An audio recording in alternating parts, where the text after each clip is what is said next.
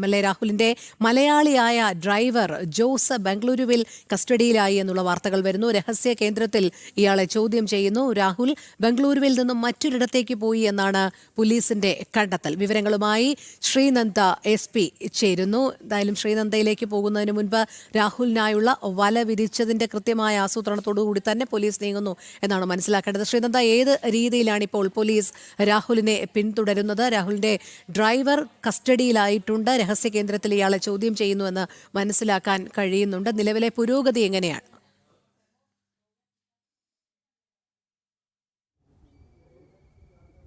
തീർച്ചയായിട്ടും രോഹിണി, രാഹുൽ മങ്കൂട്ടത്തിന്റെ ഡ്രൈവർ മലയാളിയായ ജോസഫിനെയാണ് ഇപ്പോൾ പോലീസ് കസ്റ്റഡിയിലെടുത്തിരിക്കുന്നത്.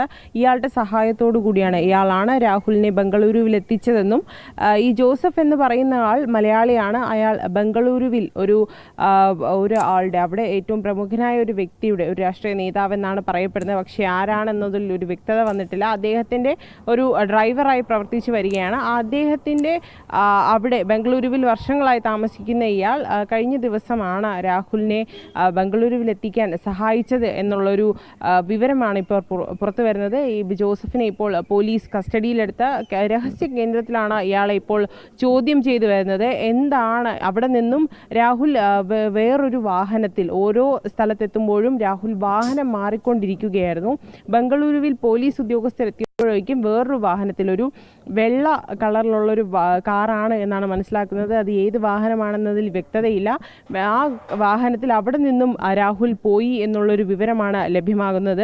എന്തായാലും രാഹുലിൻ്റെ ജാമ്യാപേക്ഷ ഇന്ന് കോടതി പരിഗണിച്ചുകൊണ്ടിരിക്കുന്ന ഒരു സാഹചര്യത്തിൽ ഇപ്പോൾ പുറത്തു വന്നിരിക്കുന്ന വിവരമെല്ലാം വളരെ ഞെട്ടിക്കുന്നതാണ്. ഇപ്പോൾ പുറത്തു വരുന്ന വിവരം എന്ന് പറയുന്നത് രാഹുലിൻ്റെ ഡ്രൈവറായ ജോസഫാണ് ഇയാളെ MLA രാഹുലിനെ ബംഗളൂരുവിൽ എത്തിക്കാൻ സഹായിച്ചത് എന്നുള്ളൊരു കാര്യമാണ് ഇപ്പോൾ പുറത്തു വരുന്നത്.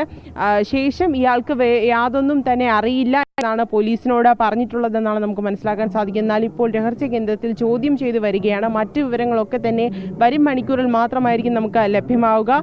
എന്തായാലും രാഹുൽ ഡ്രൈവർ ഇപ്പോൾ കസ്റ്റഡിയിലായിരിക്കുകയാണ്. അയാളെ ചോദ്യം ചെയ്ത് വരുന്ന ഒരു സാഹചര്യമാണ് നിലവിലുള്ളത്. രോഹിണി. ശരി ശ്രീനന്ദ, രാഹുലിന്റെ ജാമ്യാപേക്ഷയിന്മേലുള്ള വാദം ഒരു ഭാഗത്ത് പുരോഗമിക്കുന്നു. ഇന്ന് വിധി ഉണ്ടാകുമോ എന്നുള്ളത് വരും മണിക്കൂറുകളിൽ മാത്രമേ അറിയാൻ കഴിയുകയുള്ളൂ. അതോടൊപ്പം രാഹുലിന്റെ ഡ്രൈവർ പോലീസിന്റെ കസ്റ്റഡിയിലായിട്ടുണ്ട്. ഇയാളെ ചോദ്യം ചെയ്യുന്നത് തുടരുകയാണ്. രാഹുൽ എവിടെ എന്നുള്ളതിലുള്ള ചോദ്യം അവശേഷിക്കുമ്പോൾ രാഹുലിലേക്ക് പോലീസ് നടന്നെടുക്കുന്നു എന്നതിന്റെ സൂചനകൾ തന്നെയാണ് വരുന്നത്.